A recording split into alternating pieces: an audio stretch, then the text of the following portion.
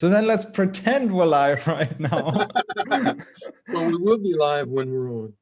Yes, I'll be uploading this. So we're not live, it's recording because we're having technical difficulties. Unfortunately, the Facebook Live feature isn't that error-free quite yet. But today I have with me G.W. Cliver. He is developing resilient frontline leaders, helping them make the choices to grab the dream they've always wanted. GW, welcome. Thank you for being on. Thank you for your patience with the technical difficulties. Nothing to it. Tell us about it. What are the choices that people have to make to grab their dreams? I'll tell you honestly, this morning I was reading on Wikipedia the decision-making article. So decision-making and problem-solving and cognitive psychology, these are two areas that are highly related and really interesting to me. So you, as somebody who develops leaders, tell me what's your take on that? When the biggest problem we have with leaders is what goes on between their ears, because they worry about what other people think, they worry about what their bosses think, they worry about what the people down the line that they're in control of think, and it all comes down to feelings and attitude of how you feel about what's going on in your life. And so you bring all this in and you bring it in a new package. So first thing we have to do when we start with people, whether it be a group of people in a corporation or whether it be just a few people in a room, we have to talk about the fact that habits are comforting and habits run your life. 95% of what you do a day is a habit. Very little is new that you have to figure out. Kind of like our time on Zoom here. Very little, only 5% do you have to work at. And you know how this is. Do you drive in Mexico? I don't know whether you drive or not. I know what you're saying about driving and habits. Okay, Yeah, being so from when you Germany, drive, where they drive stick shift and then switching between the US and Germany, I can totally tell how the habits come in there. Yeah. And sometimes when you drive, if you drive at home and you're thinking about something, you realize you got home and you don't remember how you got there. You It's didn't like see. autopilot. Right, like you went through lights and everything. Did I go through them red? You wonder. So you train your habits. Well, the habits are where you find comfort. Today, you find comfort brushing your teeth. At one time, your mother had to force you to do it. Okay, today you enjoy taking a bath every day. At one time, it was something you wouldn't do no matter what, you'd run.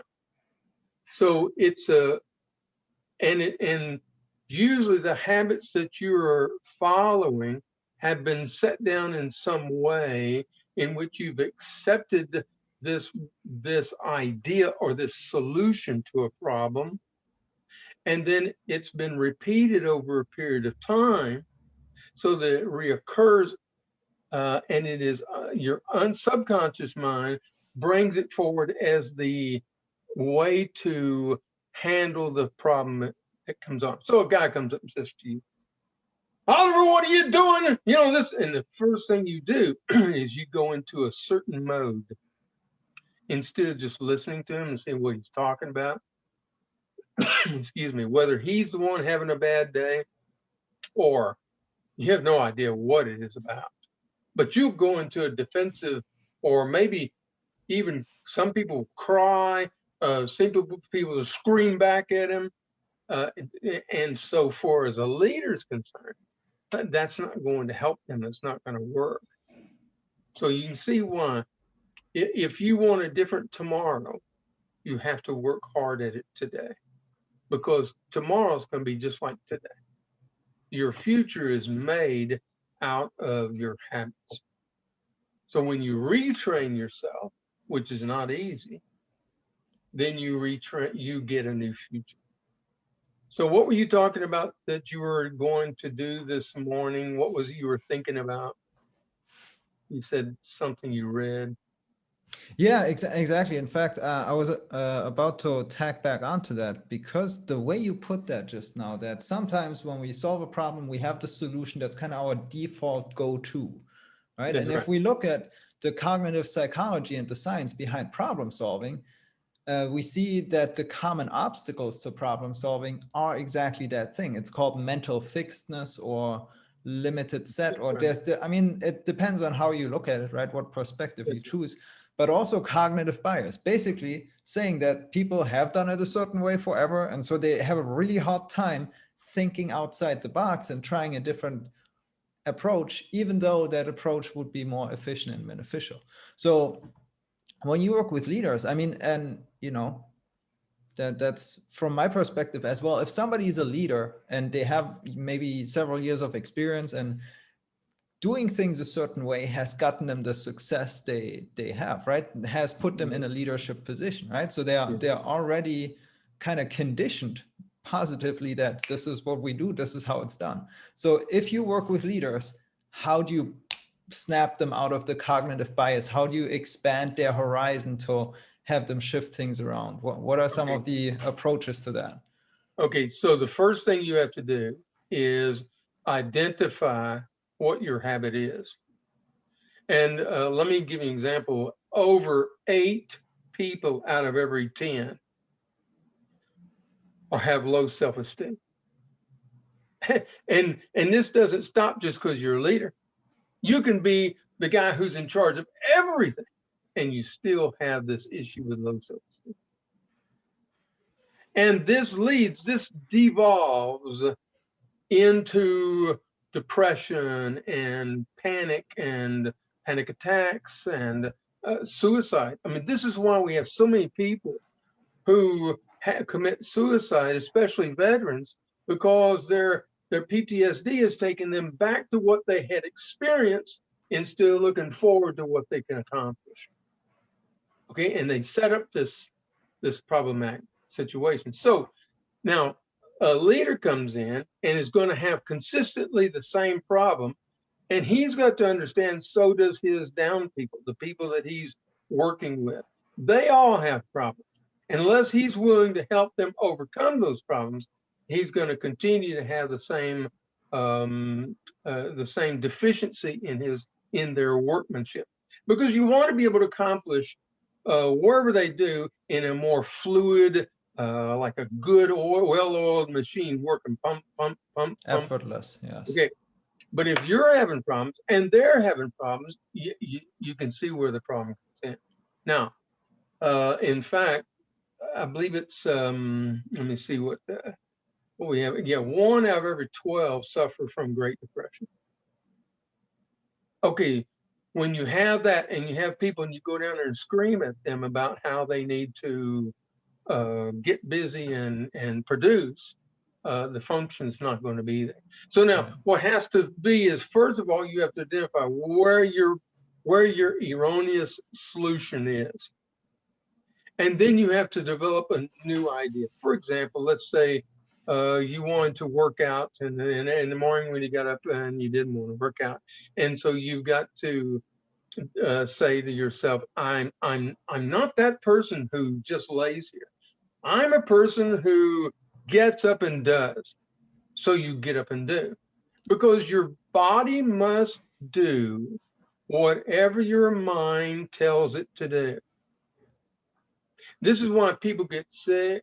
This is why people have ulcers and issues, because they're dwelling on something that's inappropriate, or that's damaging them, and their body must do what their mind has said. That's just the way it is.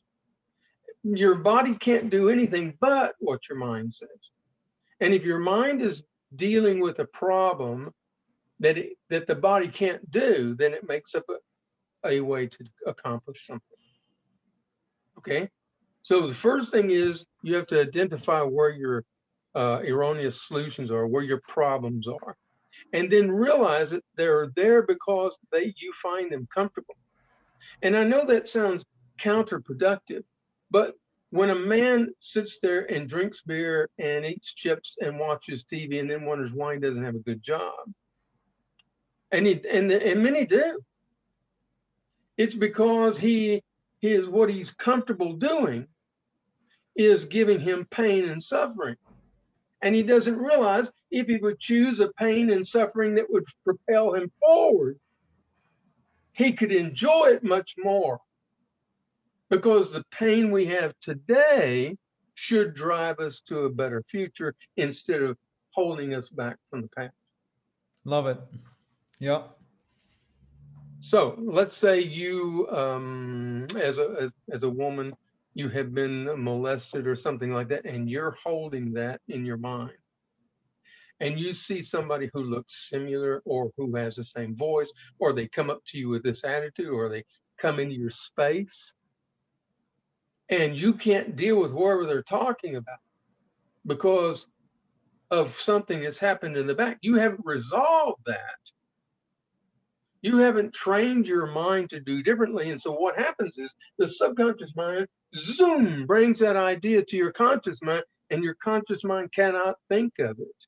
It can only do is allow that super powerful habit to go forward. So what has to happen is you have to recognize it.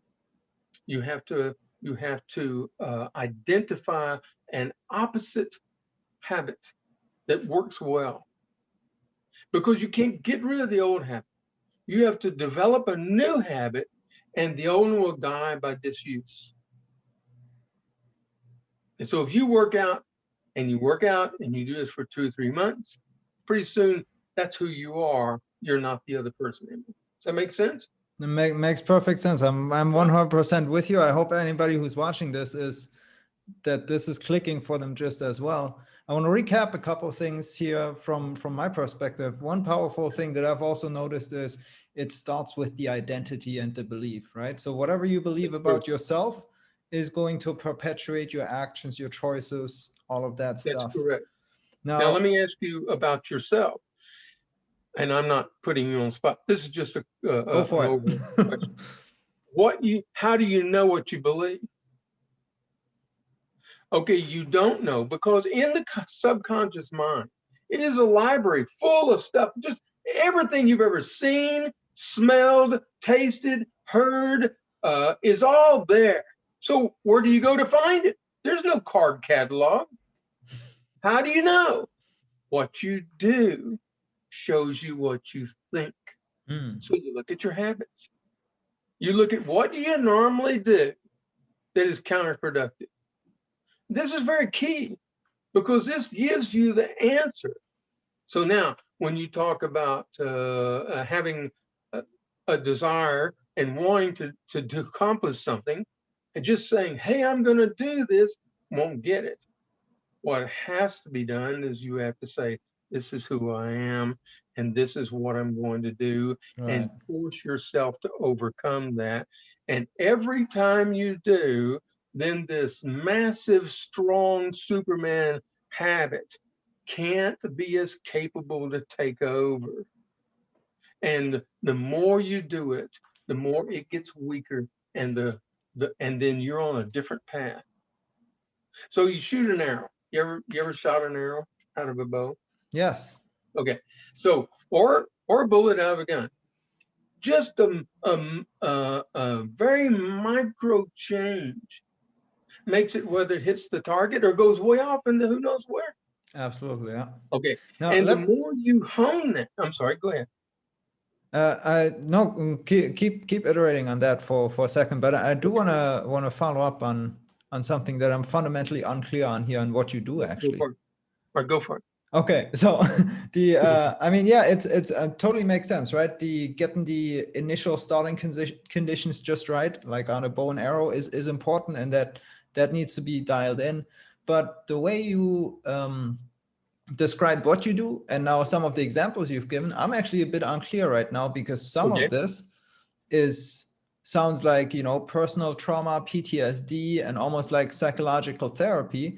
But you started out here talking about the workplace and organization. So it's the same thing. It is the same thing, but they seem very different, right? So, okay, so how do you reconcile it? The workplace is ruled by feelings. That's why they have certain music going in a store. When you go into McDonald's, it's always done in yellows and orange, so you'll hurry and then get more people in. You go into another place where they want you to stay and eat a while and drink some drinks, and it be dark and the colors are rich, uh, reds and golds and rich greens and leather. And the reason for it is so that you will feel a certain way. And in your area of business, feelings rule. Man, the way you feel when you come in really makes a difference in how you are a leader or how you are an employee in the business. And so when you can control those things, because you can, by the way, you're the author of all your actions. So therefore, you're the author of all how you think, which drives your action. Because what you dwell upon drives your behavior. So you know this. You go out and buy books for who you want to be. You don't buy books real willy nilly and say I'm going to read all these books and maybe I'll be something great. You know, of course you're going to go out and pinpoint it. And the same with feelings. So you come in, you've had a bad day. You've got to control yourself before your as a leader, before your down people will be able to accept you as a leader.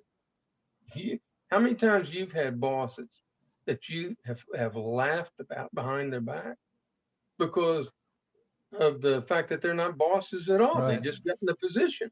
Right. Right. But the business doesn't run smooth because of that. And the reason why is because they have lost their habits that they do are taking them in the wrong direction. And so the whole company goes in the wrong direction. I got a question for you here on that, Mhm. and that's actually a very personal question that I have some challenge and trouble with. And I'm fully with you on everything you say. Right? We have the power of choice. I'm a believer in free will. Right? It's kind of this dichotomy: is the universe deterministic or do we have free will? Well, I'm camp free will, so I do believe we can make choices to manifest the future and choose our destiny. So exactly what you're saying, what we're talking about here, That's right? right. Make the choice to make your dreams happen.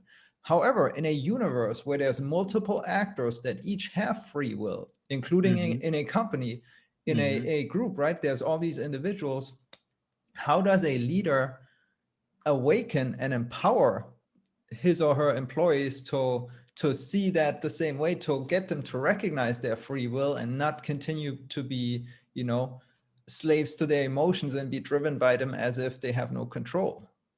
Okay, what you know is that there are set laws. There are set laws to economy, there are set laws to money, there are set laws to every single area or discipline in life. And because there are, certain people can make money, but they can't deal with their family. Their family falls apart. You know good and well there are set laws for their family, but they don't know what the laws are. Okay, so Like, this is not difficult. hmm, The laws are expressed. You can get 100 books on how you should lead and so on and so forth. But unless you understand what those laws are, and you come in and you're still working on laws you set up back when you were a little kid, and you sabotage yourself every time, and you wonder why is this boss moving from business to business, and we see this. You can see it in the really big bosses, and they'll get, I don't know, millions of dollars of severance pay or whatever every time they leave, and they're only somewhere 3 or 4 or 5 years. And the reason is because they don't have everything together, just like they don't have their family together and their family falls apart. So does their workplace.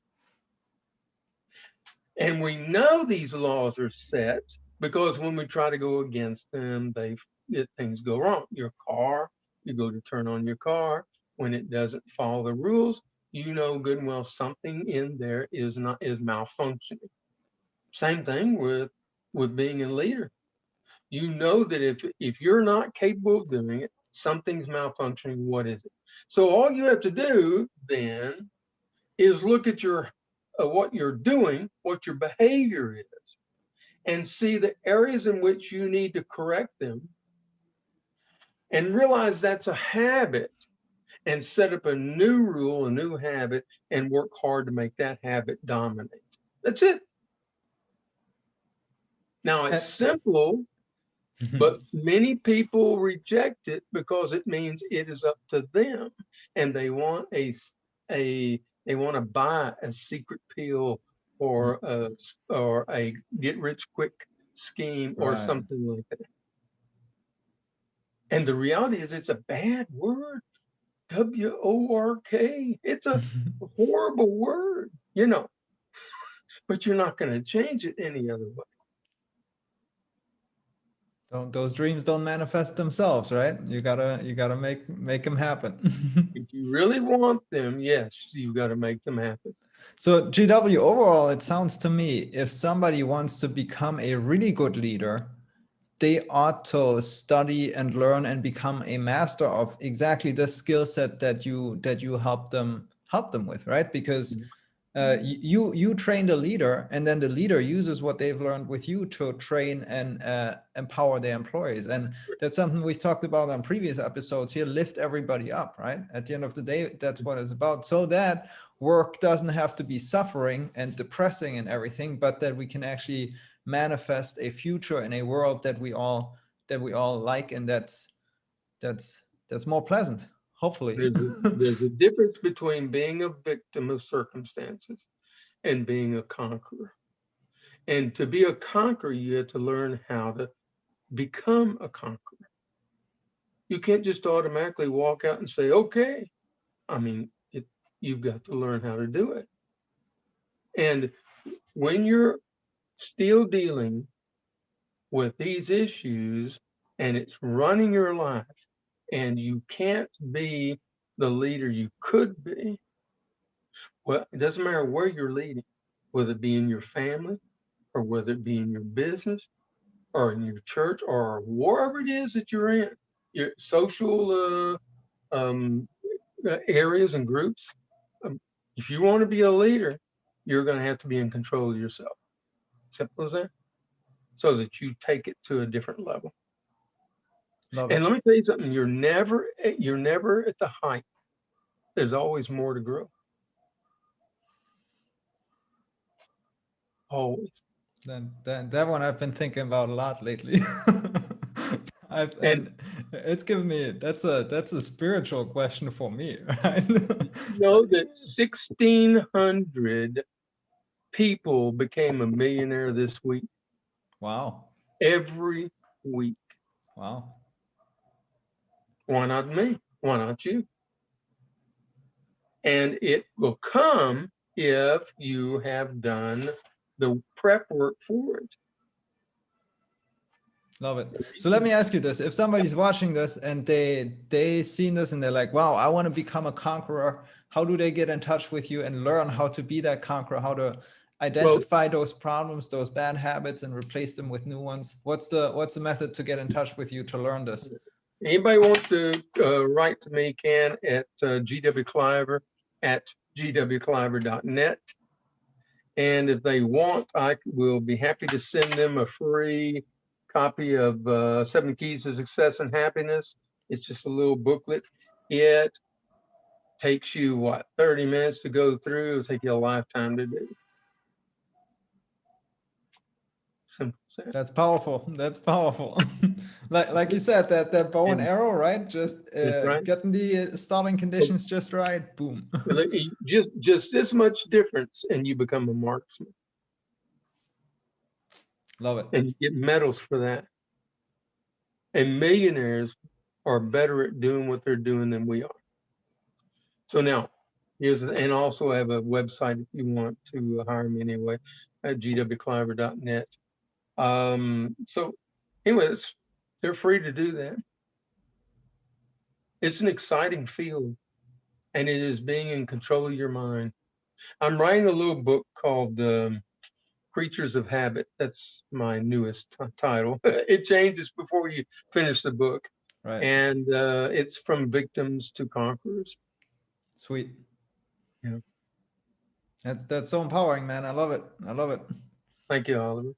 GW, thank you so much for being on. I hope somebody is watching this and this resonates with them, because this is super important. And this is, this is the process of enlightenment, awakening, progress, manifesting a better world, a better future. This is what builds civilizations. Leaders are the ones, the founders that make our life as we know it possible, right? So important work. I love it. Thank you so much for coming on. Sure. And Thanks for inviting me. we'll be in touch soon. Take care. All right.